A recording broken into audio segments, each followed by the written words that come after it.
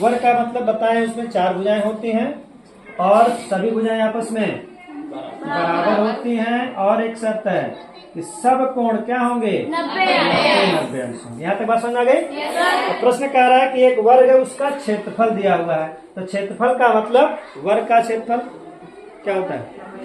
भुजा गुणे भुजा। क्या होगा?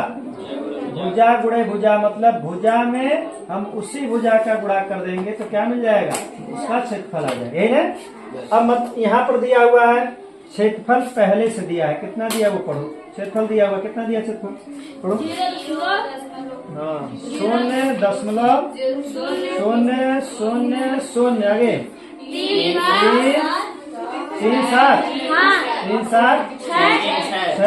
3 6।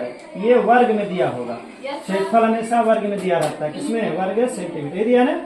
चलो फिर इस प्रश्न में एक दिया है कि एक वर्ग का क्षेत्रफल दिया हुआ है। ये दिया है ना, वर्ग का क्षेत्रफल इतना है, तो पूछ रहा है उसकी भुजा बताओ। ये पूछा है ना। तो भुजा के लिए हम पहले इसके सवाल पे आ जाएंगे। देखो हम यहाँ लिखेंगे वर्ग का क्षेत्रफल तो पता है लेकिन उसकी भुजा नहीं पता है।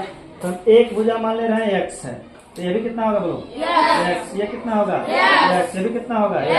वर्ग का मतलब बताएं, अगर एक भुजा पता है तो सभी भुजाएं उतने हैं। अगर एक 10 है तो सब 10 होगा, एक 50 है तो सब 50 होगा, एक x है तो सब x होगा। ठीक। अब हम सूत्र पे रख रहे हैं जो हमारा प्रश्न दिया हुआ है। क्या प्रश्न दिया? देखो प्रश्न में दिया हुआ है, प्रश्न लिखेंगे प्रश्नानुसार। क्या लिखेंगे? प्रश्नानुसार का मतलब यह है कि जैसे प्रश्न दिया है वैसे। प्रश्न क्या दिया हुआ है? भुजा आपस में भुजा गुणे भुजा। तो भुजा कितनी माने हैं? x। लिखेंगे x गुणे x बराबर भुजा गुणे भुजा बराबर दिया हुआ है कितना? हाँ बोलो कितना दिया है?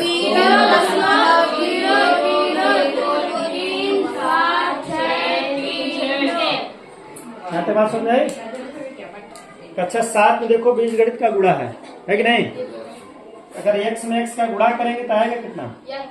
बोलो x स्क्वायर मैंने x की घाते 2, गुणा में घाते हैं एक घात। देखो इसके ऊपर छिपी हुई है, कितना हो जाए? x की 2 घात। अब x स्क्वायर बराबर देखो दिया हुआ है कितना? 0.0003763 वर्ग सेमी 1 मीटर है सेंटीमीटर। चलो वर्ग सेंटीमीटर है, ध्यान दो। अब एक चीज याद रखो, एक नियम हमेशा याद रखो इसमें, फिर हम पीछे आ रहे। एक नियम क्या याद रखना है? अगर कहीं स्क्वायर दिया हुआ है, सुन लो ध्यान से, कहीं भी स्क्वायर दिया हुआ है, लिखा है x स्क्वायर बराबर 25 और कोई x का मान बताओ, तो जब भी इधर स्क्वायर रहेगा वर्ग रहेगा, इधर जाके कड़ी बन जाएगा। बात समझ आ गई? तो इसका हम वर्गमूल निकाल लेंगे। वर्गमूल अभी पढ़े हो। 25 का खंड क्या होगा? बोलो 5 गुणे 5 ही होगा ना। सीधे सीधे वर्गमूल पीछे पढ़ाया गया है। कौन वर्गमूल की कितनी विधियां हैं? 2। कौन कौन? भाग गुणनखंड विधि। यहाँ देखो ये गुणनखंड विधि लगाए हैं तो जोड़ा बनेगा, एक पेड़ हो जाएगा ना, ये बाहर चला आएगा, क्या बचेगा? 5। एक डिब्बा खाली हो जाएगा, कुछ है नहीं ना। इसका मतलब हमारा आंसर आ चुका कितना? 5। उसी प्रकार अगर फिर कोई लिख दिया x स्क्वायर बराबर लिख दिया, मान लो कहीं प्रश्न आ जाए x स्क्वायर बराबर 132 और कोई कहे x का मान बताओ, फिर क्या लिखेंगे? x बराबर क्या लिखेंगे? कड़ी में 132 हो गया। अब इसका वर्गमूल निकालेंगे, ठीक है? तो बात समझ में आ गई ना? अगर स्क्वायर है तो उसका क्या निकालेंगे? वर्गमूल।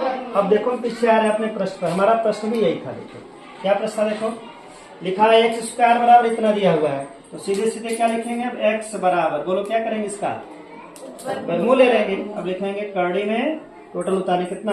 0.0003763। अच्छा बताओ ये दशमलव है तो वर्गमूल किस बीच से निकालोगे? भाग से। अब इस प्रश्न को हम आगे ले रहे हैं, उसी का हम भाग्य से क्या निकालेंगे? वर्गमूल। चलो फिर से एक बार बोल दो क्या क्या है प्रश्न? 0.